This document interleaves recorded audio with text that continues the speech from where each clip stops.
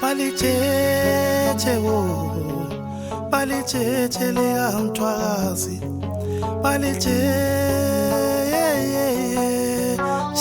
labo mkhulizwe, kodwa lizobuya, hawu yeyeni bo, lizobuya, noma kanjani vele lizobuya.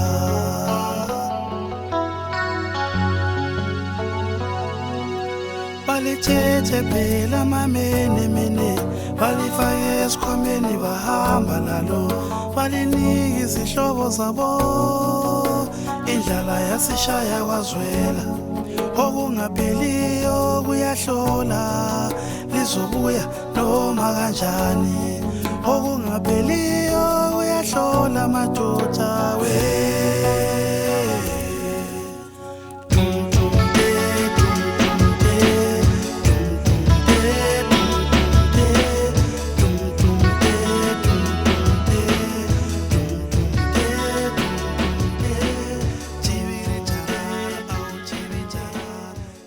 "36 years later, the trauma of the Matabeleland massacres is still raw for survivors and those who lost relatives during the moment of madness. A lot of questions are yet to be answered. The ZANU-PF government has refused to apologize for these atrocities.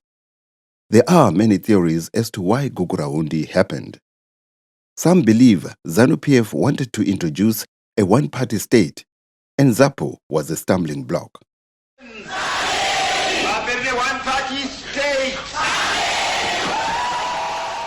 Others believe Mugabe wanted to revenge for the Ndebele raids by Mzilikazi that happened in the pre-colonial era.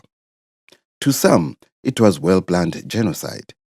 Maybe we will never know the truth as to why Gukurahundi happened.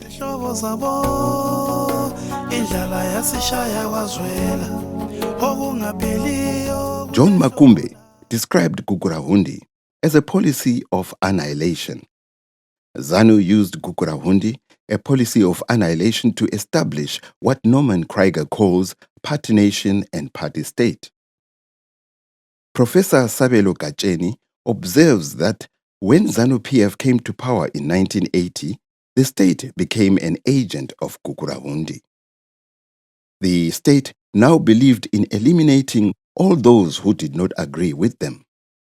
It then followed that they had to deploy violence to those who were seen as enemies of the state, and these were ZAPU supporters and officials who happened to be predominantly Ndebele.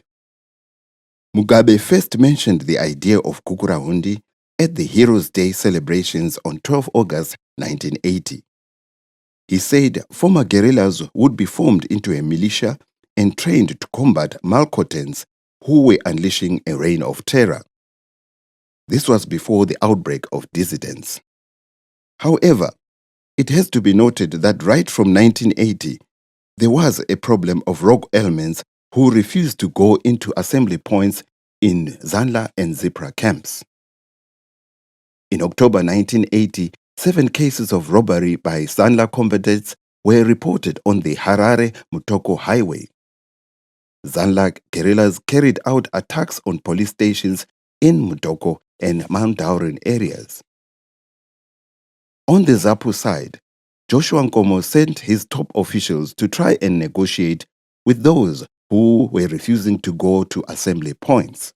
Mina lo Jinuntuta sa point ukuthi siqalise kulandela laba bafana abasebebaleka besekane. Untutha mzwane sifa sasisiye eCholotsho koNgqoya elayinini yakoNgqoya okwakulabafana laba ababengane bayabheda kakhulu. Now uNtutha wasala endleleni lapha. Sithi kulabanye abangani bakhona ngale emaplazini khona phenya amayindlovu lapha. Ngadlula mina siyalaphana ngahlangana nabo amajaha labana. Ngakhuluma labo. Well, bafaka phambili into lengqondo ukuthi hayi njengoba thina sekukhanya ukuthi siyabulawa. Sibona kungcono sibulawe sizilwele kulokuthi siphonga uqunywa nje sihleze ngoba lapha sekukhanya ukuthi thina ite osekumele sibulawe. After that, after we had refused to go to the assembly points, the regular units from Bhalagwe River Mine were sent to come and convince us to about the ceasefire. So they came, but unfortunately, there were some misunderstandings and some people end up being killed, some of our group. But finally, we were taken to Kami Maximum Prison, where we were detained for almost 5 months. In October 1980, Mugabe signed a bilateral agreement with North Korea to train and arm an army brigade. On 13 August 1981, Mugabe announced that a new military unit was being formed. Mugabe said the issue had been discussed by ZANU's Central Committee and the army commanders. He said the crack force would be called Gukurahundi. But as long as dissidents come from a particular area, we will send troops to that area. And as long as that party pursues that hostile course, my government will never rest until those within that party who are responsible for organizing the dissidents are crushed and crushed fully. Joshua Nkomo opposed the idea, saying Zimbabwe had efficient forces of law, including civil police, to handle any internal problems. My point, when it was being formed, I said it to the Prime Minister that it was a pity a brigade outside the National Army was being formed and that I feared it would be used as a political army. ZIPRA officials believe Mugabe always had this idea long before independence. It had been planned, probably planned as early as at independence, if not before.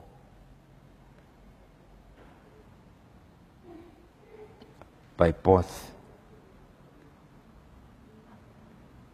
ZANU and I want to think the British were involved right from the onset. Mina ngokubona kwami yayiplani nje eyoku delise izaphu because izaphu yayi opposition by the way that time. Kwakuyindlela nje yokubulala izaphu to create one party state. I mean, I was there, I was following into zakhona zonke ezasenzakala.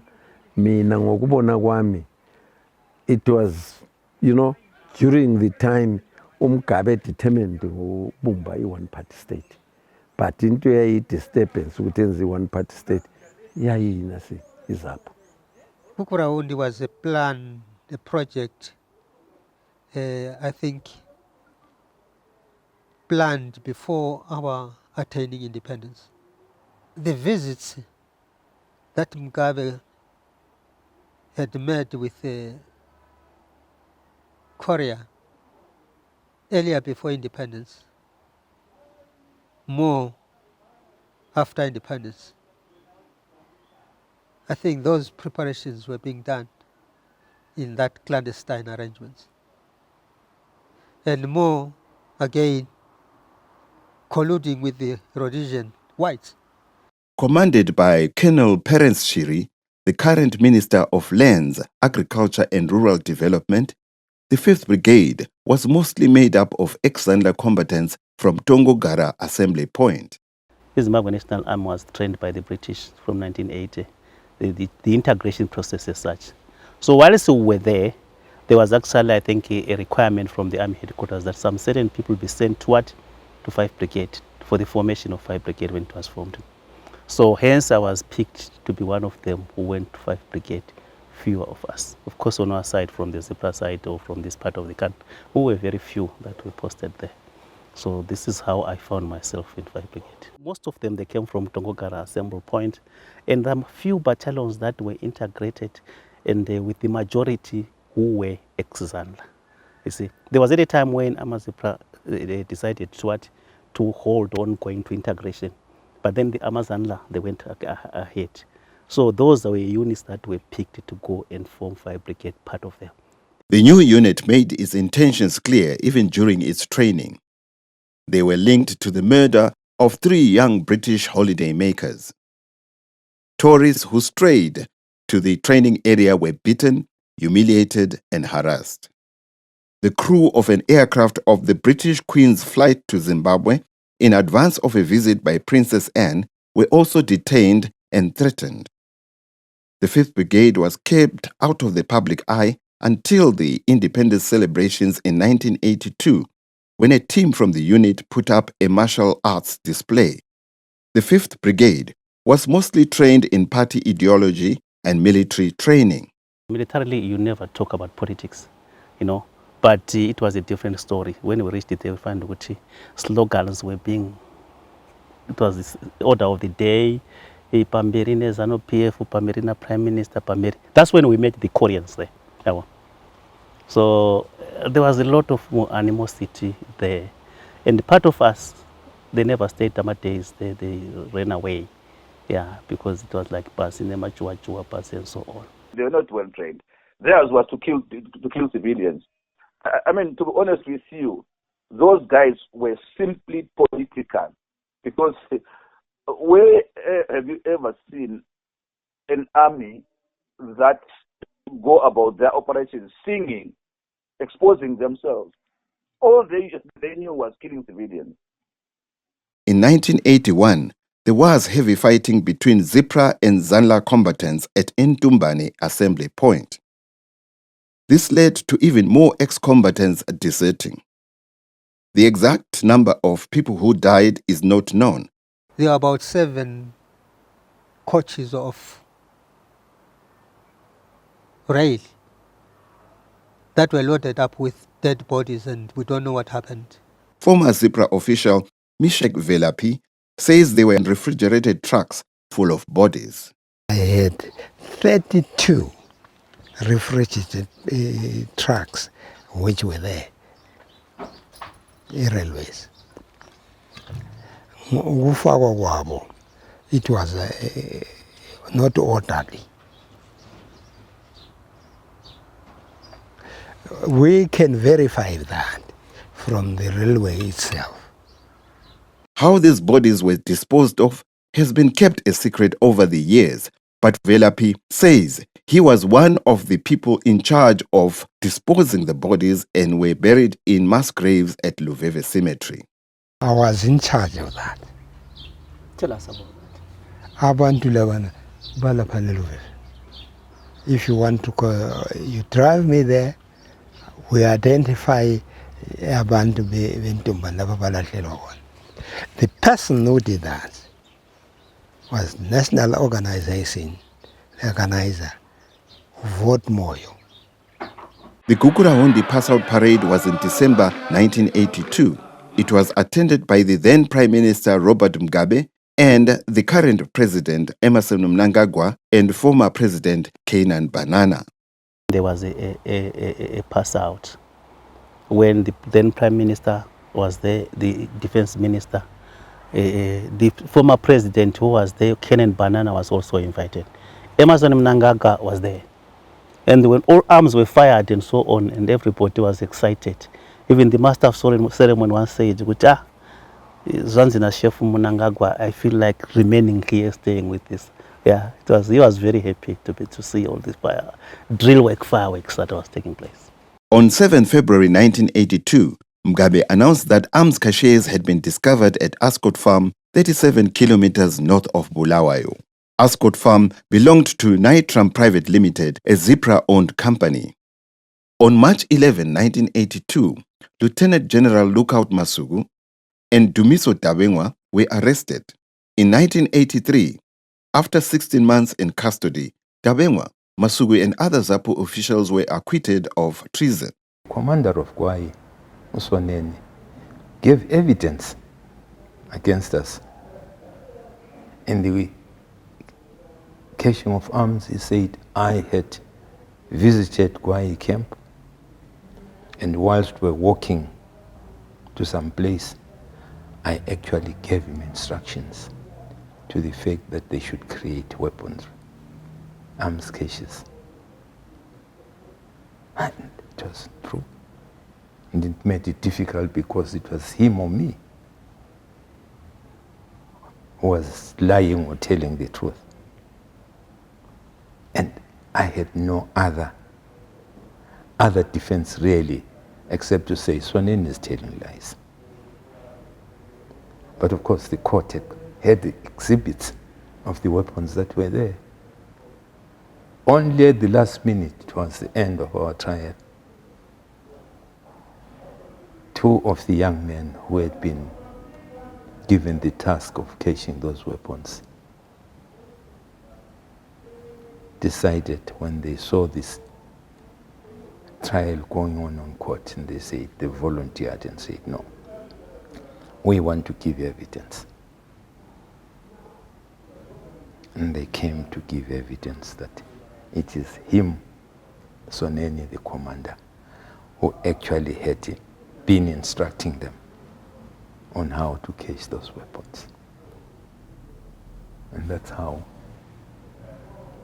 we were found not guilty without any doubt.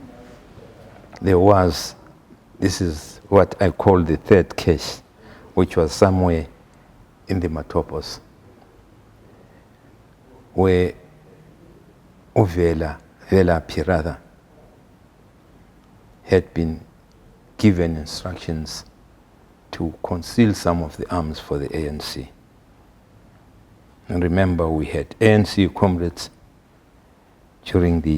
who had stayed there during the integration exercise, and who were recommended when the demobilization exercise took place and they were supposed to surrender their arms, who surrendered their weapons, and they demobilized, and they went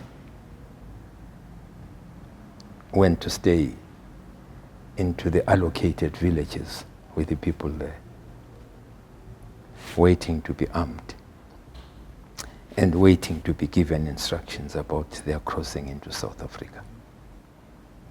And it was decided that there should be weapons which must be cached so that they would be armed with those weapons. That was the third cache of arms that had been done. Uvelapi was found guilty on caching those weapons. He agreed that yes, there were those weapons, but did not connect the ANC. The Mkonto Wesis were in that, because at that time, South Africa's dispensation had not yet come through. And we did not want to jeopardize the ANC, the MK comrades who were in the country, who were operating clandestinely, because Mugabe would not allow them. ZANU government would have not allowed them to operate from Zimbabwe, so that was secret. And Vela gave his own version of why he had been involved in the caching of those weapons. That was the only arms cache which accounted for the ANC. Mishek Velapi, the Nitram accountant, was convicted of possession of arms of war and was sentenced to 3 years in prison. ZAPU officials maintain the arms belonged to the ANC's Umkhonto Wesizwe, and Mugabe and Emerson Mnangagwa were aware of their existence. The reality, arms were there. Since we were working with the ANC, we could never have sacrificed our government of securing arms to give to ANC, which were being used by ANC. We were not going to disarm ANC. What we were supposed to do, which we had done, was to add the arms for those people who were fighting in South Africa. Example, and Umkhonto weSizwe and Zipra, I still stand. The government of Zimbabwe was supporting ANC with its own activities. But the military activities remained with us. What you should know, and the people should know, South Africa had no chance of approaching ANC in Matabeleland because we had given them houses here because the language was so good for them. They could not identify them. The high houses in Luveve, houses in Popoma, houses in Kulumani, they could not identify them. We gave them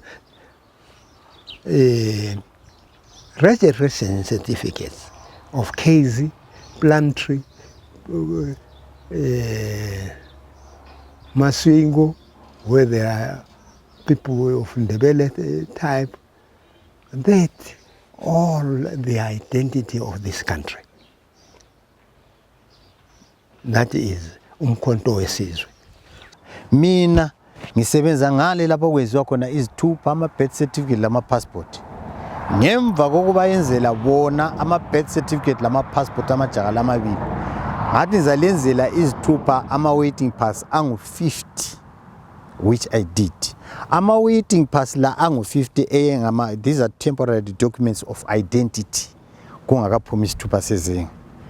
Izithupha lezi ngangibaphela ukuthi baye eZambezi bayethatha ama cadres ANC abuyayo ngapha basebenzise izithupha leziyana engibanike zona bephakathi kwelize leli baze beyefika kuLimpopo nxa ngala ama cadres echapha uLimpopo ba withdraw ama IDs lawana babuyele njalo bayethatha abanye njalo nje bengabotshwa phakathi lapho. Working with the ANC, Umkhonto weSizwe, during our operations we were moving in as freedom fighters led by a reconnaissance team that would take arms and hide them for the ANC. As soon as they enter the country, making their way to the Limpopo in South Africa, they will make use of these weapons. Black Cat Removals was a company bought by ANC. The farm at Kwai belonged to ANC. There were cattle there. How many? There were about 800. It was there. The Black Cat Removal was a transport which used to carry arms from here to South Africa, driven by Zimbabweans who were Umkhonto weSizwe by virtue of having registered at Casey, Plumtree, Beitbridge, Kwanda districts. They could speak Sindebele, they could. It was not so easy for South Africa to come to us here. So I'll still repeat this question. So Mugabe and Mnangagwa knew about this? Yes, I believe, and I still. Nkomo was not a very hard man. He was a sincere somebody, which I still believe today he could not have hidden that to Mugabe. The arrest of ZAPU officials triggered the defection of a lot of ZIPRA soldiers from the Zimbabwe National Army. They were arrested, tortured, killed, and accused of being dissidents. Some escaped to South Africa and others disappeared. In 1982, there was an increase in bandit activity not only in Matabeleland, but in the Midlands, Masvingo, Mwenezi, and Mashonaland. Over 500 cases were reported. There were reports of ex-ZIPRA combatants being killed at an army barrack in Harare. Umkami kuthiwa uthethwe in-state of emergency kuthiwa se-Caprit Barracks. But e-Caprit Barracks mayingwana sure ungahlala khonapho kuthi uyagula indoda ise-Caprit Barracks. Yikho kubulawa khona amandebele phela yikho kunowurayiwa amandebele ikoko.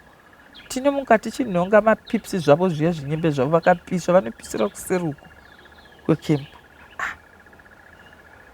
Ngazama ukulala ngazama ukuhlala ngikhuqa. Uthe ekuseni ngesandi yamanesi abe ngekho amaningi esibhedlela. Ngabe ngiphuma ngisiyageza ngitshintsha ngithatha itenet yami ngigqoka ngishiya izigqoko zesibhedlela khonapho lesikhwama sami ukuthi ingabonakala ukuthi sembaleki ngiphuma ngihamba. Ngithe ngifika bengakwazi inkamba leyani iminjani ngathola kule first fence ngathola igate ngathi sengifikile ngathola isocial khona phana lilele lifile nya ngazibuza ukuthi ngimvuse yini kodwa umzwa ngedwa nje uthi adlula ngadlula ngamtshelelele ekhe yakhe itlodiwe laphana ngangena phakathi kangizwa ngakhamba ngithalaza kuphethuza ngizwe zandubula ngangena ngithe sithi ngichapha kuyisifocha ngithi nasi ngifence nanti gate ngasibuza ngathi leliyana lisocha manje lwana ngangibuza ukuthi ngale ngiyathi lwana ungivumile ngiyabe sengiqamba manga kula plan ngabe ngifika ngithola ulele la uthi bebedakiwe file nya angahle ngathi vela sangivusi njengoba lwana ngavusanga sengidlula ngadlula ngangena phakathi ngathola bechaywa behlaliswe esilebheni nje laphana bechaywa benqono ngama-birthday suits abo bebaningi bebuthelelwe khwaphana ubungekho babone bemnyama abanye bengakhanya ama-faces ngokuvuvuka kungaqonda kahle abantu bebulawa. Ngafika laphana engangizwa ngafika nje ngakhonapha lesitupini lesiyana yabo isitupu laphana ngithe mfika kuyindoda lwana wabona ubaba esekhala engikhanyele so ehleze enqunu kwakungela muntu onyakazayo ukuthi ngibuzama ukuvala inyawo ukuthi uthini ubehlala benje ukwenzela ukuthi nxa ikhahlela abakhahlele kuhle lapha afuna khona.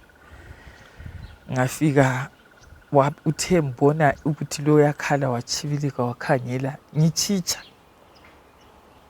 kubuhlungu ukuthi benza fika ngimbambe sibili ukuthi yenzani kanti the bona umalekwe khala wakhangela emuva wambona ebenganyizwa ngoba yena ngobe bangomsindo laba bethule fika laphana uthe bonke umuntu ongufazi wabe sit down babe besithi begijima besingena emlindini bebegcina emlindini ama-underground cells la abaye babulawa kuthiwa bangama-dissident phela wawuli-dissident noma useparate kwimfu yena lo wayethiwa ngutungamirayi waduli umzipra wambulala ujaha komhlaba wambulala eparate edili-dissident. Ama-dissident ngabantu babo babebaqatshile ngabantu babo igroup yaboTambulenyo wayengu-instructor wami uTambulenyo. Sithe kwelinye ilanga sizwa kuthiwani uNelson Ndlovu ufunani abantu amazipra afuna umsebenzi bona oTambulenyo basebenza ebhuri bahamba babakhupha emsebenzini webhuri siyabaqatshela khona. uTambulenyo kubuye walwa loNelson angakafika kubo ethi imali eyayithenjiswele abasamnika bagcine besiyamnika imayini uTambulenyo bengaze avala umlomo. It's like ngoba mina ngahamba ngafika ngaba 2IC, then they removed the guy who was commanding 27, then I remained the commanding 27. Then when I was going to ZMA, wabisimu found on Ruramai, was commanding 27. Mina ngaya Kosi. Ngitese Kosi no Ruramai.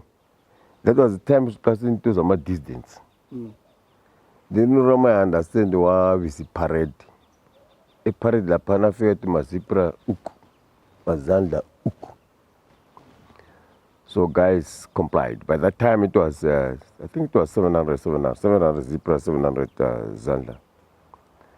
Obviously, we talk my distance, it's true, man. Zebra killers, okay. You are my distance, you are my distance, you are my distance. And from that time, he declared that Nama Zebra as a Pumian campaign. And they will not guard. I was a guard, I was a Pumian campaign, even during the weekends. On 23 July 1982, 6 tourists were kidnapped 70 kilometers along the Bulawayo-Victoria Falls Road. They consisted of 2 Americans, 2 Britons, and 2 Australians. Gilbert Sichelangwenya, 44, and Austin Bofu, 27, were arrested and charged with the kidnapping of the tourists. They were convicted and sentenced to death.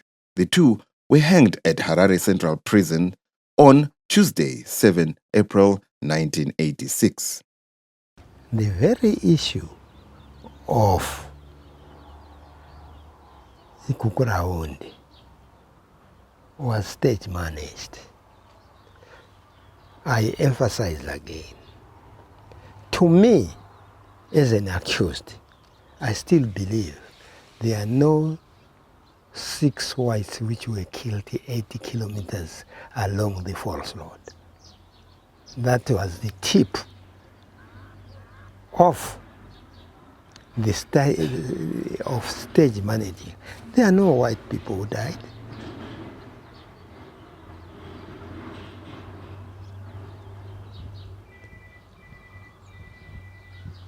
We fell prey of being deceived. If Mnangagwa and Segramai were genuine people, they were the people who were with the same plan with Nkomo when he came here, when they were investigating Nkomo to ban Zapo from the government. He even said it in his book. If you go and read it, you'll find that statement still there. Chela, I spoke to him myself.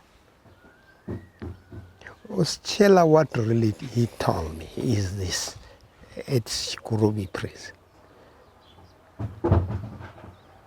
Sichela left the country for Zambia when arms were found in the farms of zebra. He went to Zambia. He was deported and then sentenced to 3 months in Chinoi prison. He served the 3 months. And then after that, Umpofo is a person.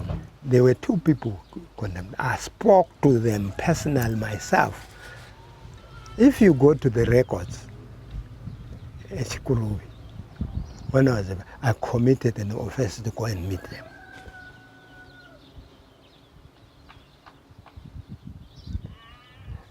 He appeared to be mad.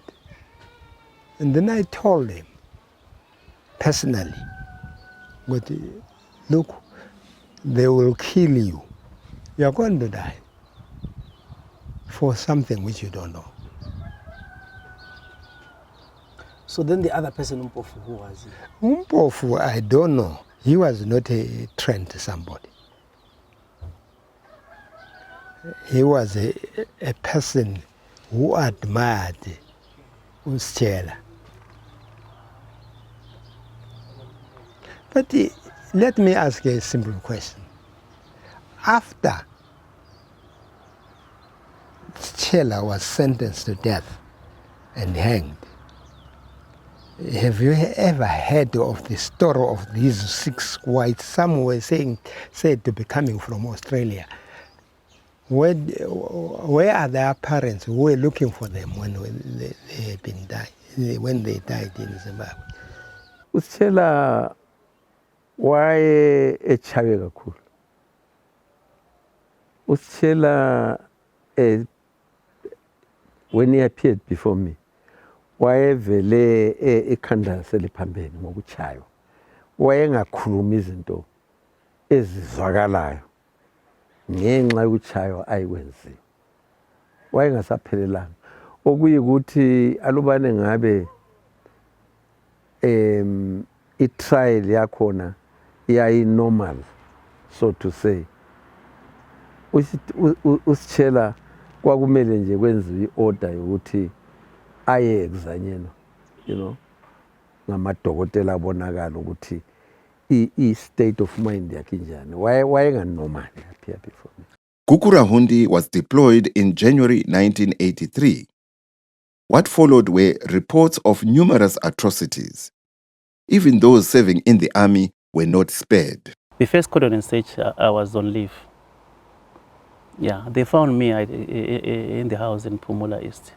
And my batman was the one who was with others conducting house-to-house search. He found me inside. I said, Chef Umuripanabo. I said, yeah. I said, I'm no gar. And he said, okay, we're just conducting the search. But he gave me that face of, no, he still respects me. But from there, he went out and told the other chef who was commanding them that I saw Ndlovu there. Later on, I saw a group of a section of people coming, says, Chef Zanzitim Shades and a chef in Pumula East Shopping Center. And there was Captain Mazoro there, who I was with. I said, no, Ndlovu, we need maybe some interviews a little bit with you. I said, but you guys, you know, I'm on leave. And what is the problem? I said, no, I want to find out whether you may have any information about dissidents. Dissidents? How? Then I was a little bit interviewed. I said, no, I know nothing about dissidents. I'm staying in town. I'm not in contact. I'm just on leave. I'm with my family. Then from there, they were said, no, but I think you need to be cleared by the Central Intelligence Organization and the police. So they took me to Pumula Police Station, where is the main headquarters that involved the CIO, the army, the police, and so on. Kwaqalisa indaba zama-cordon search leziyana. Cordon search khonapha koBulawayo thina saba lomnyama lo baba umkami ngenalwana. Sathi sifika lapha koBulawayo sikulive sahlangana le-cordon search bafika amasotsha endlini yethu. Sasilama uniform zethu njengamasotsha sonke. Bafika kwakumele basibulale sibili kwabanzima, but sabatshengisa ama-leave pass sasilawo, yonke into sasilayo. Bagcina sebesikele. Lo baba omncane omunye obelipholisa layo khonapho layo waharaswa steering ex-Zipra layo. Ayi sabe sisuka laphana sithi ngcono sibuyele eHarare ngapha kunzima la. Sisuka lapha siyafika eKwekwe laphana sathola hayi mani behlomile sama ibhasi sayihliswa. Kwabe kusenziwa konke mandivere ukomashona abantu bayidla. Kodwa ama-ex-Zipra army police abantu bama ngama former army former army kwathiwa bajoyina amazishona labo bahambe. Ama-ex-Zipra olipolisa olisotsha abafana laba i-youth le 18 kusiya phezulu bonke bemiswa laphana. Umkami layo wama laphana. When I was pregnant, it's a sad scenario ngayibonayo. Baqalisa ukumchaya. Bechayina ubanike leave pass. Anti bebekhangela ama-leave pass. Isotsha vele lalingeke lidlule ngoba babe identify ngekhathi. Lina khathesi selikhatha lonke kudala kwakusiba lomzila amasotsha la. Ukukhatha kube lomzila. So kwakuvele umuntu le ikhathi yona liyana babe identify ngabo bahle bathi leave pass. Wathatha leave pass wabanika. Uthe banike leave pass. Balwe Captain Maliko abathi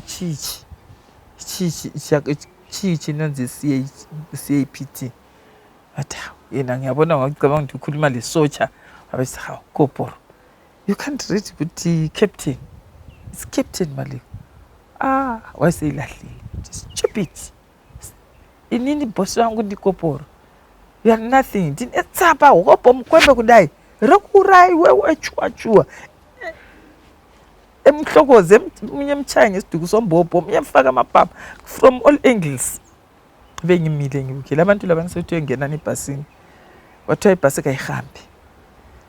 Ibhasi ithe siduma babebuza ukuthi mina bese ngimile phansi lezikwa Kwa mimi mambo ya mamirire ngathi ndamirire murume wangu ndivele shona sasizima vathi umurume wakho ndiyani ngathi nguyena lo elimchayayo ngaphendula so stubborn sibili ngathi yena lo elimchayayo uyazi bakhangelana so omunye abemkhaba from emuva athi tendeze mkadzi rakho iroro rinenombo phinda mbhazi ngiyende shit asichakubata babengena ebhasini wayesekhala lami ngekhala abantu sebezama ukusithulisa ebhasini sathula sayafika eHarare. It was said safika eHarare mina ushuthi kwangi-affecta ngahle ngagula. I was pregnant ngalalisha esibhedlela ngasengihlala ngisibhedlela on off tesuka laphana ngelilanga ngihlezi bamlandela for sure anto yokuyi-leave pass lokhwana bakuthatha basala la kubhari captain Malikwa sithe sesiseHarare khona ngale KG6 ngabona omunye indoda esendilande sithi uMalikwa phela sebemthethe ngathi ethathwa ngobani wathi ngabe-state of emergency. Ex-ZIPRA combatants who had been demobilized were rounded up and killed. Some were detained, and interrogation camps were established in Cholocho, Lupane, Plumtree Airstrip, and Bhalagwe camp in Kezi. First of all, I was at the demobilization queue at the main post office in Bhalagwe.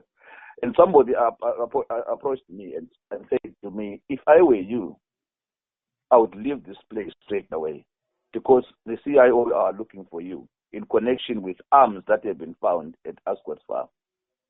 So if I were you, I would leave just now. And I took that seriously and left and went home to Gwabalanda. When I got home to Gwabalanda, I realized that if I stay there, they're going to catch up with me. So I moved to Magwegwe.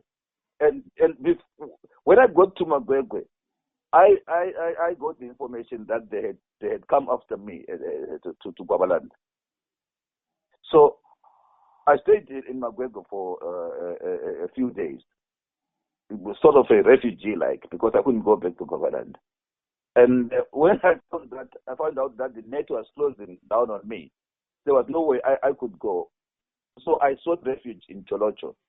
But initially, it was just seeking refuge. But then I found that there were some former ZIPRA who also ran away from the National Army who were roaming around in Cholocho. That's how we ended up in the bush.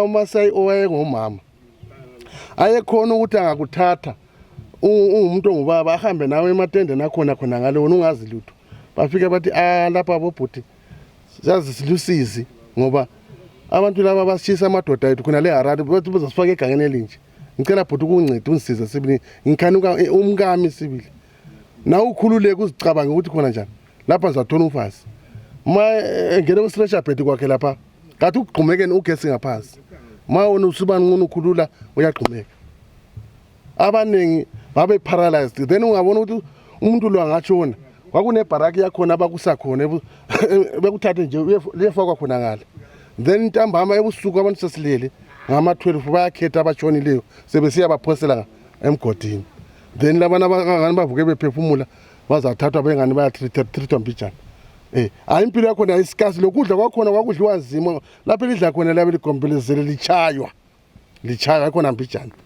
kuthiwa muri kupedza sazarethi muri ma-distant njalo besitshele ukuthi khona after 5 years akuna olapho ozabe sesala abaningi babe beshonile njengoba lamanje isigabeni sethu khona bambona singu-2 esasisebhaleka sasala abaningi bonke sebatshona mina babembuza ukuthi khona basithatha njengokuthi khona singama-distant basathatha njalo sesibuzwa kuthiwa khona ama-distant wagcineni imbuzo yabe njalo ungathi awuzange ulibone kumbene wagcina kudala wawutshayela khonoko nje kuphela ukuthi uthole ukuthi wagcina kudala ngoba bona besazi ukuthi wonke umuntu ama-distant uhlala nawo hayi ngibona ekhejini esasi-700 ngoba ngiyakhumbula lana undoda owayesitshaya sibili wayesithi ngazi ube number 700 nguye ngutshaya kakhulu sasi-700 angibotshelwe ukuthi ngigcine yimi engazi ama-dissident ngangingasebenzi ngihlezi ngikhonapho kwathiwa yimi engazi ama-dissident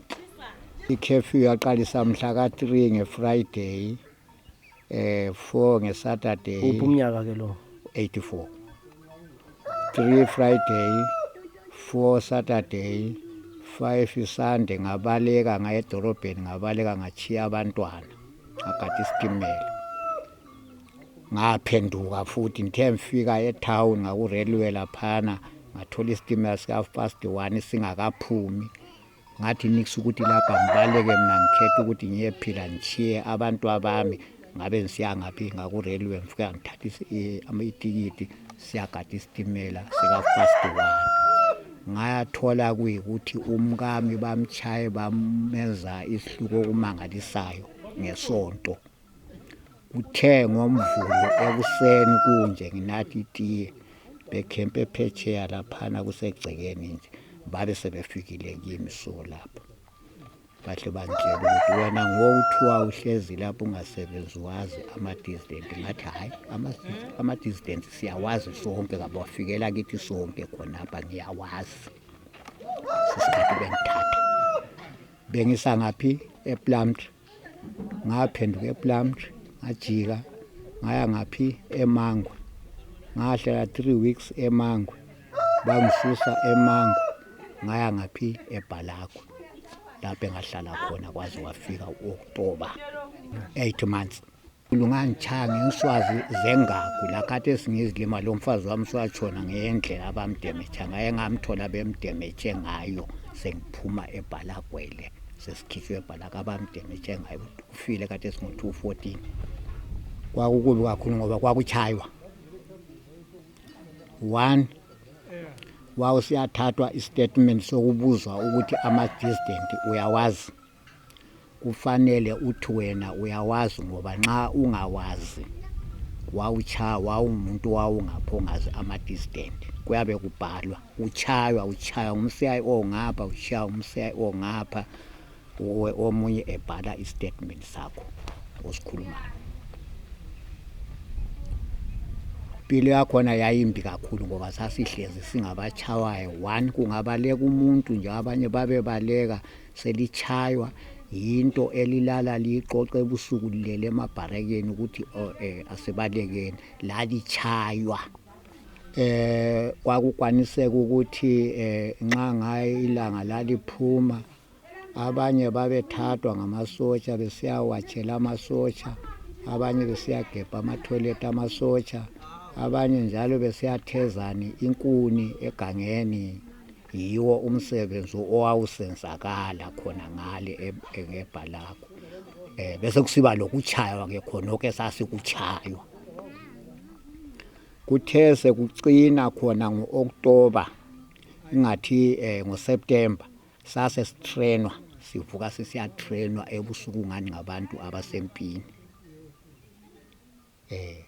kwaze kwathi ngo-October bebase bekhangele bona omnankakho ukuthi singazodutshulwa lapha njengoba bengabantu abangalalutho lapha kwabuya i-helicopter yazosikhipha thina abantu sasi-600 and something isivili abaphume eBhalagwe esasiseBhalagwe kwase kusithi ama-demolizer yiwo ayekhona abazange bebambe lona i-dissident akuzange kube le dissident elabanjwayo esasiwabotshelwe esasiwachayelwa lizange libe khona so lapha ukhuluma ngabantu abayi-600 ababekhona at one point but abanye phela babephuma behamba abanye bebulawa into zonke ezinjalo ekubulaweni laphana abadutshulanga ngifuna ukukhuluma into engayisiyo ekubulaweni laphana nxa wawuchaywa usiyathathwa istatement njengoba mbala ukuthi kwakulomCIO ngapha kulomCIO ngapha ubuzwa nxa wawuchaywa antu uyabukhotheme ubamba inyawo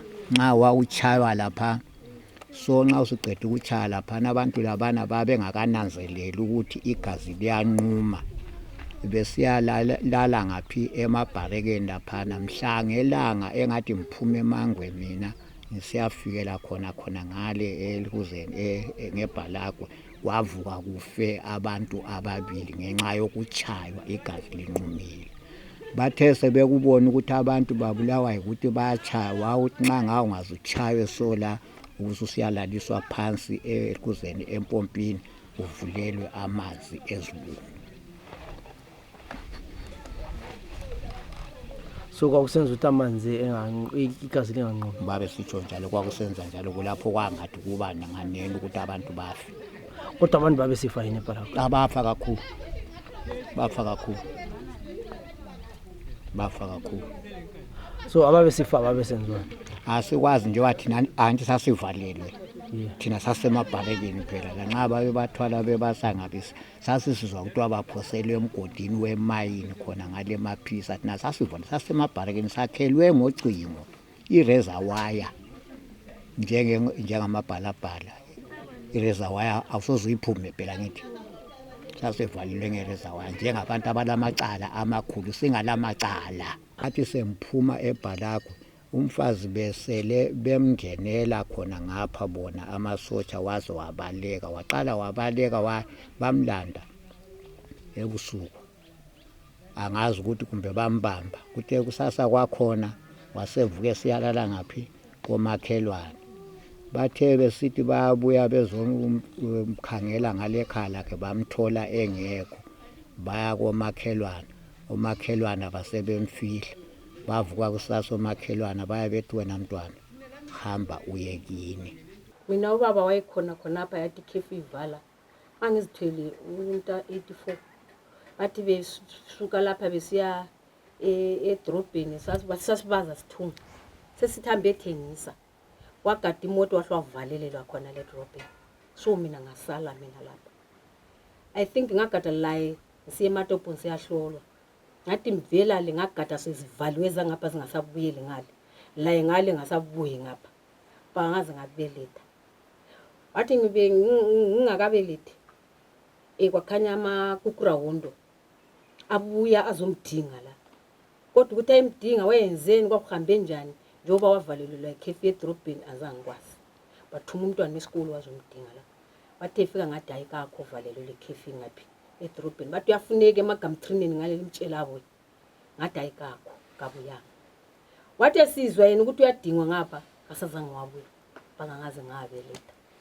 kwakuziwa abantwana ngangile 7 engimthole wayengwesi 8 but inhlizi ngedwa khona ngisenda ngamthole ngalababe ngalamama elogogo zala ubaba ugogo ngingangilaye lapha labantwana labayana kuphela akwabanzima ukuthi siphile saphila nzima futhi ngakhona lokho 85 wabezobuya lapha na wabuya kungama August 85 September 15 babe sebekhona futhi begcwele iganga lonke leli mabe sithi ngithunga into zami lapha njengoba ubuyile kade wawungaphuthi ngangisaba ukubuya nje uthwa belokhu bekhona manje sokuvula izitolo sokuvuleni sesingcino ngibuye ekhaya manje ngilento zami engizithengisa ngicela usale labantwana lapha logogo lami ngingethengisa izinto zami kubulawayo nxa suka lapha ngise edrobheni siyathengisa izinto leziyana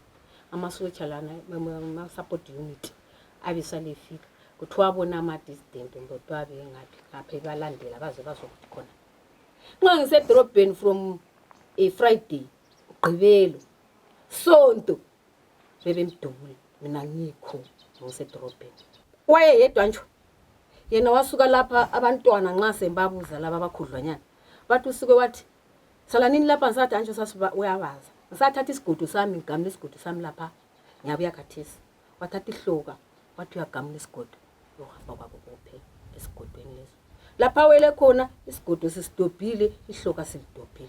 School children were not spared, and in Kezi, an army truck carrying school kids to a rally overturned, and 4 died, with several seriously injured. Abantwana laba asizange sabangcwaba ngubani ongathi wabangcwaba khona abantwana balapha ngoba sabalahla njengezinja ngoba izidumbu sazozinikwa ebusuku midnight khonapho kwisikhathi securfew kungela umuntu ohlala nomunye sasihlala sibabili phakathi kwekhaya thina for example ekhaya kithi bathi bezoletha isidumbu sasibathathu ma befika begcwele iphuma ntswi amasoja bekhombele ngembhobho benyathele phezu kwezidumbu thina sasithi ilizwe silithethe abantu abethi ingozi ibe khona bazabuya behlonitshiwe befakwe phakathi kwamakhofini abantwana babuya beze beloko benanathele ludaka lokugudla bafika bathanda sibona ukuthi sesibuyile sasukuma kwakulama teacher kumbe akhona yikho lapha maganga noma kawule ababehamba bekhombela imizi ukuthi sidumbu ngesalapha bathi sicela ukuthi sibethulela isidumbu sabo laba bantu akulabantu bathi akulasikhathi sokuthi lingethula la liyagcwala la basithi grikitiki sidumbu ikhanda lilodwa isidumbu sisodwa ya umama wathi abothatha ingubo mntanami le shiti beta sibophela ikhanda la sifaka isidumbu lesingwele 20 years sihudule size siyefika endlini basitshela bathi by 6 o'clock libe selibangcwabile laba bantu libe selibafihlile wawuzamthatha ngapha umuntu ubaba omncane unayisi wathatha iphiko wathatha fortune waqonda esidulini sakhe bagebha kafortune uzwa amadolola ayidlahlazele edlala ya sadonsa sihudula ngengubo isidumbu ngoba ungeke usiphakamisa umuntu one 20 years sisiyafaka egodini singcwabintsha. While people were being brutalized by the 5th Brigade for harboring the dissidents, the same dissidents were also causing havoc on the communities. They were beating and killing people. Women were raped. The people of Matabeleland were caught between a rock and a hard place.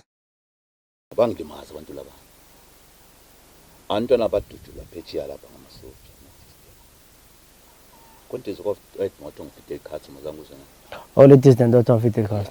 Yeah. Batutshula bangithula ba basothi abanye basebuya ngithula abantu ngidala ngo10 ukhatho ngomdukisileyo lapha so la sesokubulala so bambopha ngempintshisi zami banchaya ngafa bangiqumloma ngiqoma lendlela bathatha inkosikazi wami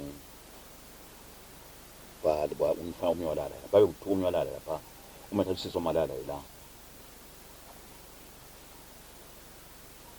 bathe sengala nginjalo mbotshwe lami lokho engisopa ngampela ngisakwathi kwami ngafa ngala ngamfenti tekuseni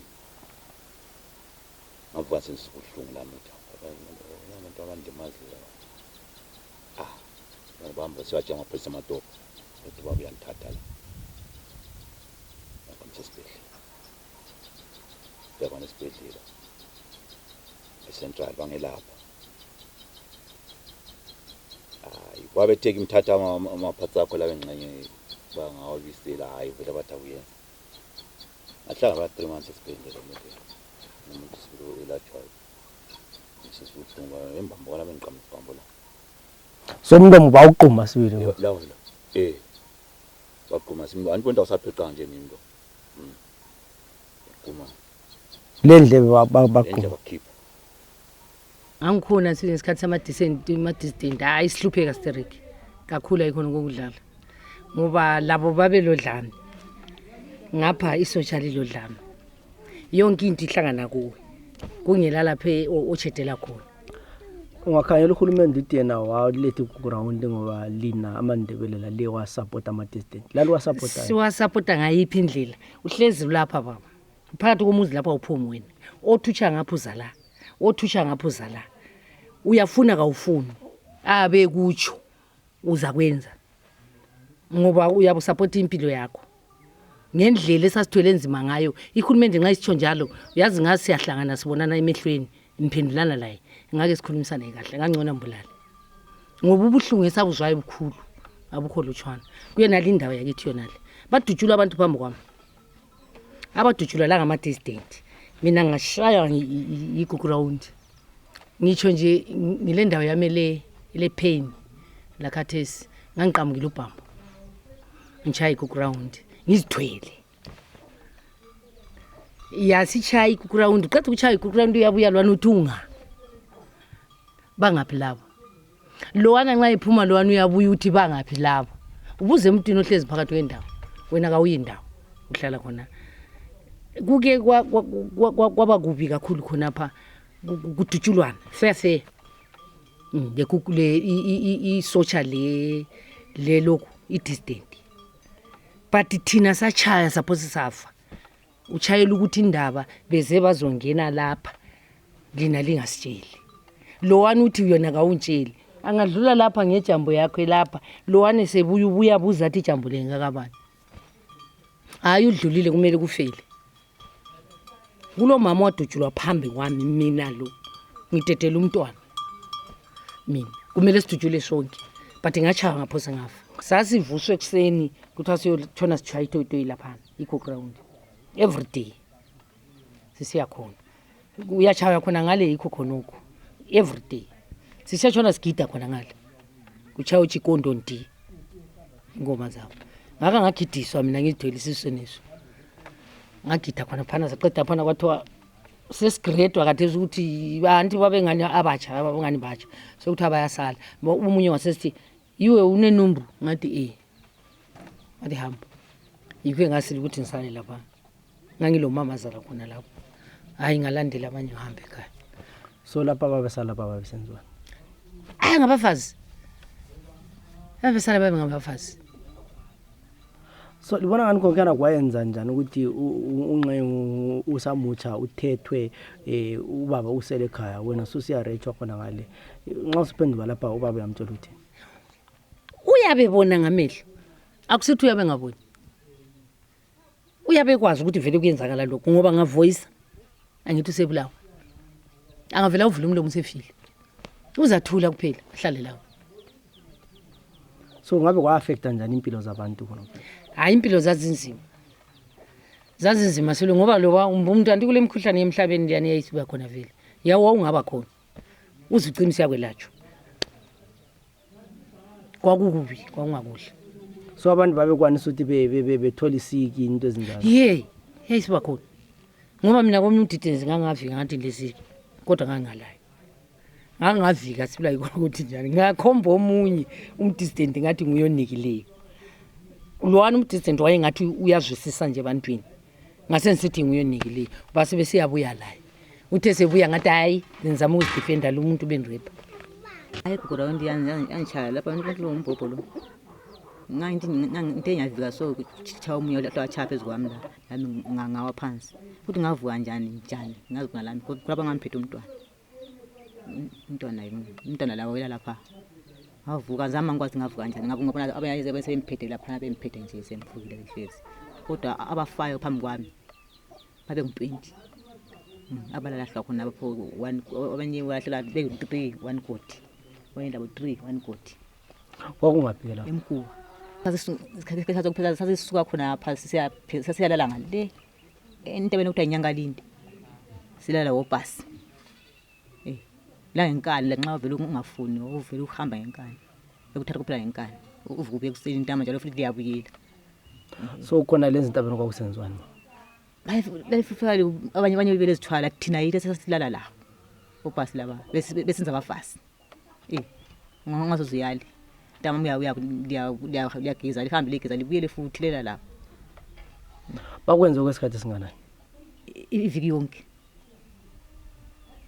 bilala lathi ngangintile kulo ngangilaye kwakuqaleni lo enlaye ethi singiwamuva lo enganilaye ayi ukhona sayihlukana khona la sesihlukana kini so libona ngani khona okusenzakala kungabe kwaya affecta umendo wena kakhulu injani hayi ngayifita ngokuthi khona umuntu lona wathena abantu nje nahamba lana isalala khona ngapho so kwesikhathi hayi angeke kwazi ukuphilile emzimbeni wakho mbu right ngathi ngizakwazi njani nalami ngithatha ngeforce sagcina la sihamba lapho yakhona wahamba kuphela engasaphenduka ngumuntu.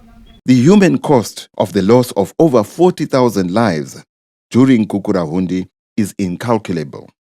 Consider what would have been achieved by those who died, what could have been discovered, written, and invented. What is clear is that the poverty being faced by the people of Matabeleland today can be traced to Gukurahundi.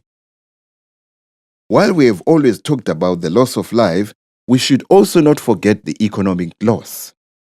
People's properties were looted during Gukurahundi. Some lost livestock.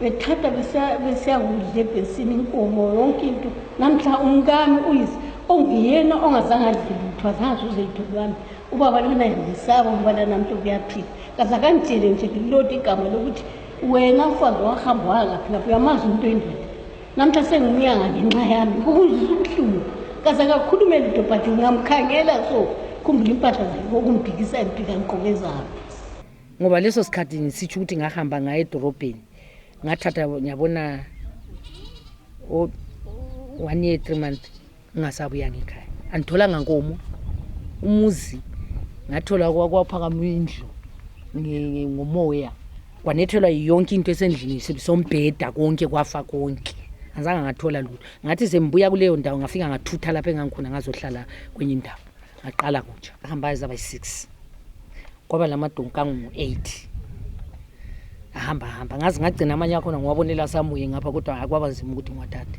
ngawonakalelwa 1 ngisemzini wami khonapho ngangilenkomo zami zintathu ngilamadonkami engu4 enganilima ngawo ngingasabali inkukhu insimu yami engangiyilima ngangifensele nge6 wire hamba ngaye factory emapholiseni ngaklema into zami lezo lapha bathe bemphendula amapholisa bathi unikisa umntana nxa lokho kuyikuthi awusakuthola sekwadlula okwakho esikutshela khona ukuthi suka khonapho. I had a farm case. At the moment, I'm going to demand that they give me a piece of land. I spent $27,000 buying a farm from Savary.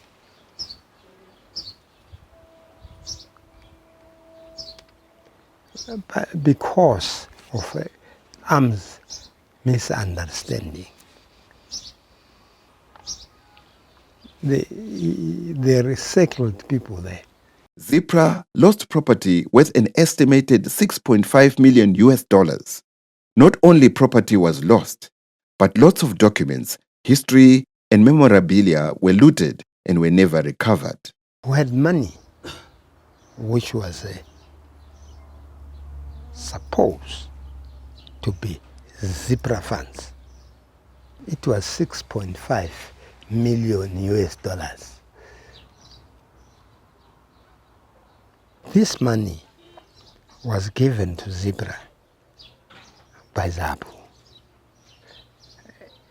to carry out operations in the country. And then Nkomo and his party did not want to take that money. It was supposed to be run by us. It is why we had Nizam. We bought Ascot farm for planting vegetable and everything along 26 kilometers, 46 kilometers along the Forest Road. We had nest egg where we kept pigs, chicken, and everything. We were the people who, after TM, were the people who were supplying chicken, eggs to TM. This is along a Douglas Dam. It was a very nice chicken place. We were keeping pigs. We were members of Qualcomm. We were supplying Qualcomm from there. The idea of NITRAM was to create a fund. Since we had lost, we knew a lot of young people who had gone to fight had not got enough education. We're going to fund them thereafter and return money back to NITRAM. And then we had a farm in Gweru, which had over 1,500 head of cattle. We had the Ascot, which had almost 700 head of cattle. where the crude motors were a crutch where we trained up our mechanics and all sorts of things, where the black cat removal. I must be clear, if the minister wants to be clear today. Crude motors, black cat removals was a company bought by ANC. As far as I'm concerned, they looted the whole property. Whether it is the government or individuals, I can't account for it. But I can identify things which were bought. I can name them. So in Gomo, so many. They were stolen. There were so many. They were stolen by the same people. If I can discuss with the Chiwenga, seated down, what I can account for. When I went to Castle Arms, which was one of the hotels we had bought, all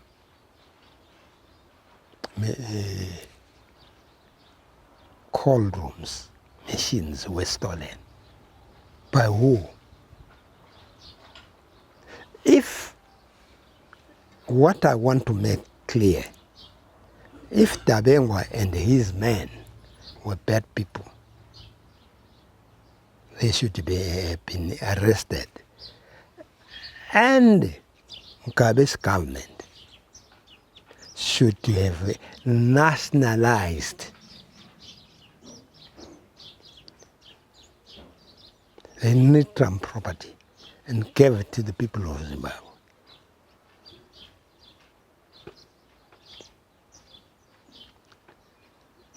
And with the idea of assisting the ex-combatants, they should have taken that theory and put it into effect. We lost the record, which had a list of all those people with their real names who had the record. They took it from Nest Egg. The other thing, Jesus' uniform, military uniform, was taken by them. The Chiwengas? Yes, he was in charge. He was the brigadier here.